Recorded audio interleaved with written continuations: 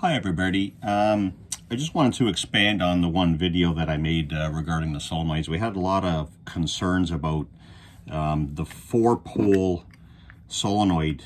People were saying that this is the old style Ford with the R terminal. So I wanted to, I guess, some clarification on that, because the solenoid that I had was not an R terminal. So I have an old one here that I pulled apart. I just pried the cover off. And you can see in here, the one little terminal is attached to one wire of the coil. It goes through the winding, comes out the other side to this terminal.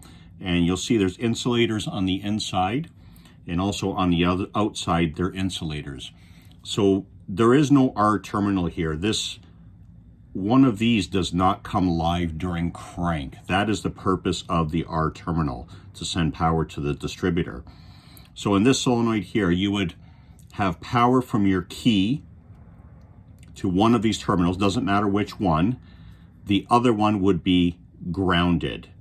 These are insulated from the case. So if you have power here, this one is grounded.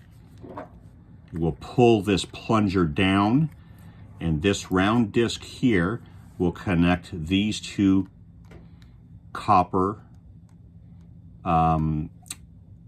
lugs. So one side here would be your battery, one side would be your load. Okay, and then when you release the key, this pops back up into the neutral position. If this were a starter with an R terminal, one of these wires on the coil would be cut off and soldered to the case. There would be a tang on the terminal, so that when this disc comes down, it touches the tang and would supply power out that terminal to the distributor. So what I've done too, I didn't have one of these style solenoids with an R terminal, but I went to a very common Delco solenoid. You can see on this side it's marked S for start, and this has an R for, and that's for resistor. That's the one that goes to your distributor.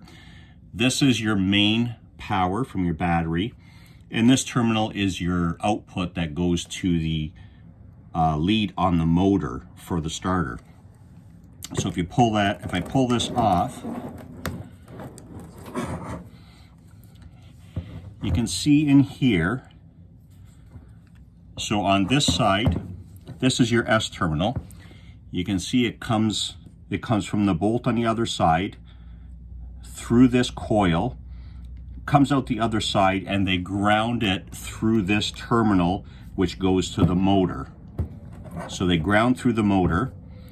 When you hit the key, this plunger pulls up, and again, it connects these two contacts. You can see how wore this one is.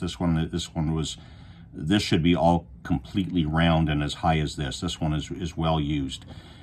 So it would come in contact and connect these two lugs, and in turn supply power to the motor to turn the motor. So now if you can see this tang here, this is the inside of your R terminal, the inside of the solenoid. So when this plunger comes up, it would not only connect these two, but it would hit this tang, which would send power out this terminal to your distributor. So that would send power during crank only. The minute you release your key, you lose your power on the S terminal. So this goes dead. The plunger pops back in the neutral position and pulls power from the R terminal, and the engine would be running at that point. So basically, if this relay, if this solenoid, if one of these was an R terminal, it would have this tang, a tang similar to this, in this spot here. One of these leads would be soldered to the case. So when this comes down, it would not only connect it to two studs, but it would also hit that lead, hit this tang, and send power out this terminal to the distributor. So very important not to mix these up with a solenoid that has an R terminal, like the old Ford style. A lot of you guys are commenting that that's what it looks like. It does look like that, but it is not. They are different, and they probably won't work. If you need one with an R terminal, it is not going to work. It's going to cause you problems, and vice versa. So if you go to change one of these, you have to make sure that one you get either has a spot for power and ground, or an S and an R, depending on the application, depending on what you need, because it will cause you some problems. So I hope that clarifies a lot of the concerns and questions that I've been getting on my previous video. And we look forward to getting some more videos for you. And thanks a lot.